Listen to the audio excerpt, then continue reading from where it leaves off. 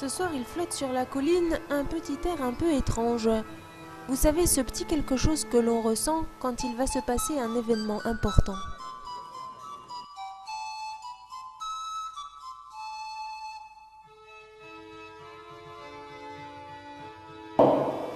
On me voit bien?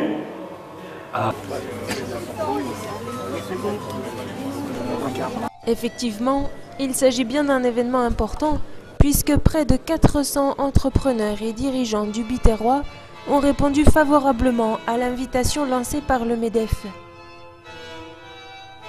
Thème de la réflexion pour cette année, l'engagement. Différents participants avaient organisé un stand pour présenter leur activité, ce qui a permis au moine monial de la famille de Saint-Joseph de présenter le projet de construction du monastère.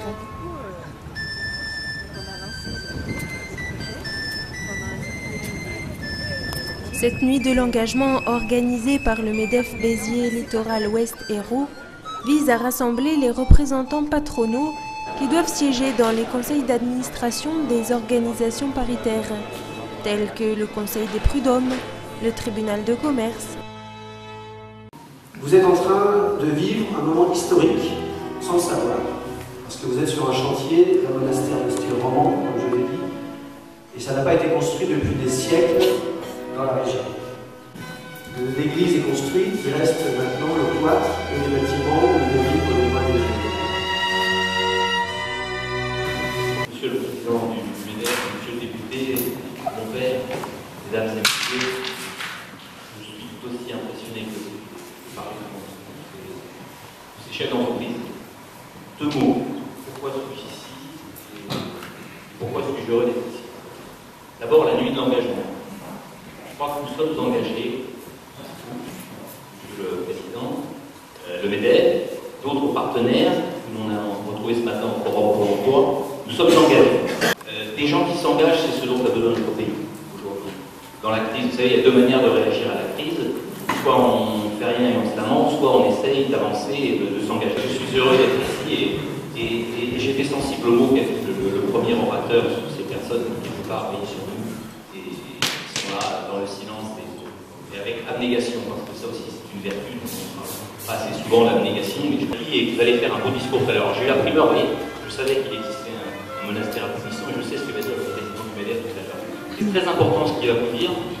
Parce que je crois que dans cet arrondissement, le MEDEF, vous avez su par votre action, Monsieur le Président, et avec les chefs d'entreprise qui sont ici, casser certaines idées reçues qu'on avait sur le patronat. C'est un discours qui est nouveau, me semble-t-il, un discours fait d'humanité, de l'entreprise citoyenne, pour cet humanisme des chefs d'entreprise, ces chefs d'entreprise engagés dans la vie de la cité, qui ne travaillent pas uniquement pour le bien-être d'eux-mêmes, de leur famille, mais qui ont un esprit vraiment citoyen. C'est ça que je viens saluer ce soir. Donc je vous félicite pour les propos que vous venez de dire, et puis je vous félicite pour le discours que vous n'avez pas encore déclaré. Mais avant de prononcer son discours, le président du MEDEF a tenu à honorer le patrimoine vocal de Béziers en faisant monter sur scène deux chanteurs lyriques pour un air traditionnel de la région.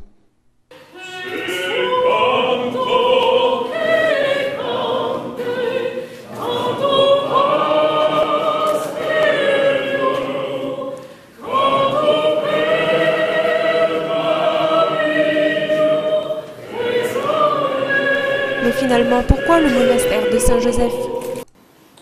C'est un espace particulier, c'est un espace qui est plein de spiritualité. Ici vit une communauté d'hommes et de femmes qui ont voué leur vie à Dieu et qui, tous les jours, montrent leur engagement. C'est aussi un lieu d'échange, de partage, d'écoute, d'humilité et de respect. Ce galet que vous avez reçu, ce n'est pas un galet. Il représente la pierre que vous apportez chaque jour à l'édifice de l'entrepreneuriat. La pierre angulaire du MEDEF à Béziers, c'est vous. Alors pour faire entendre vos engagements, je vous propose qu'on frappe nos pierres.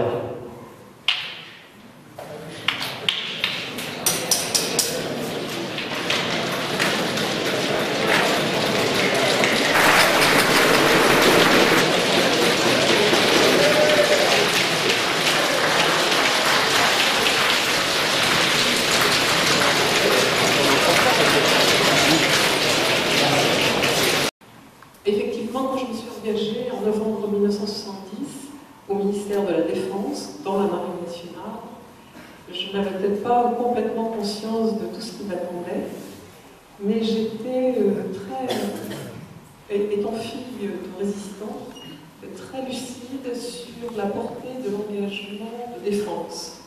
Je voyais bien que se mettre au service d'une noble cause comme la défense de son pays, sous l'uniforme de la marine, c'était quelque chose qui allait m'aider à vivre, qui avait du sens.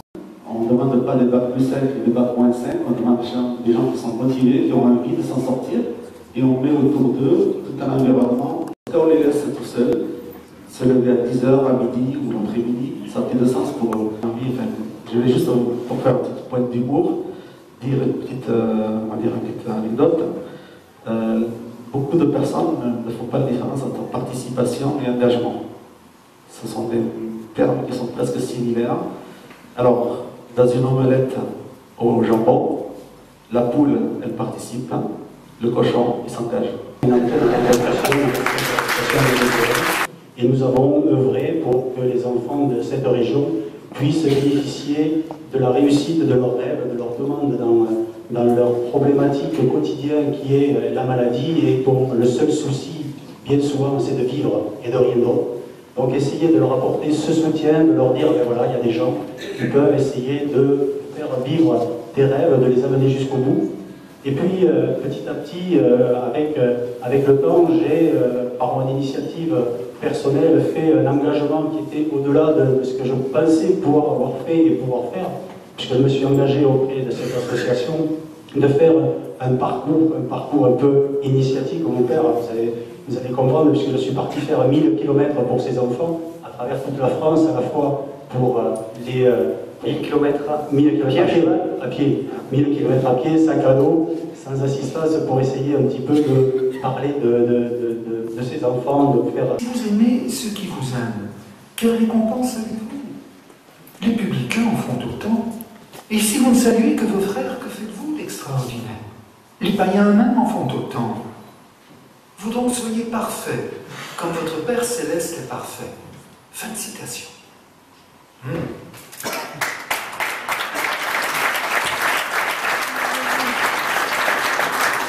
Ces versets sont impressionnants dès qu'on les entend en dehors de leur contexte.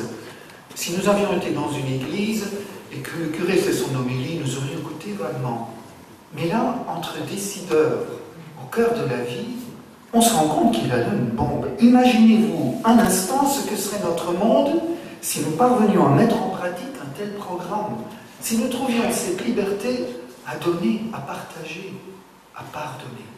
Il ne dépend que de nous que cette parole s'accomplisse là où nous vivons. Puissions-nous, par notre engagement fraternel, et donc gratuit, au service de nos frères démunis, au service de tant de frères laissés sur le bord du chemin, mais aussi au service de nos frères aveuglés par l'appât du bien, prisonniers de l'individualisme, opprimés par une compétition sans âme, découragés par les échecs, par l'indifférence. Puissions-nous, par le témoignage concret de notre fraternité qui se met en panne gratuitement, concourir à construire la civilisation de l'amour que tout homme espère secrètement en son cœur. Merci de votre attention, pardon d'avoir été ici.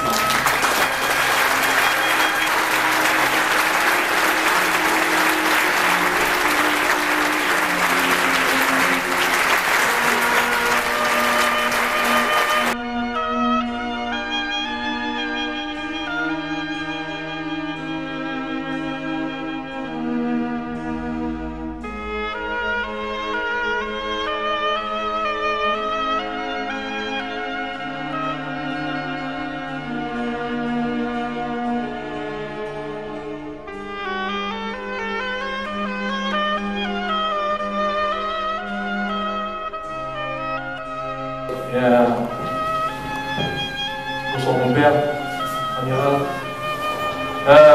Très content de vous offrir une pièce pour un endroit unique, une pièce unique.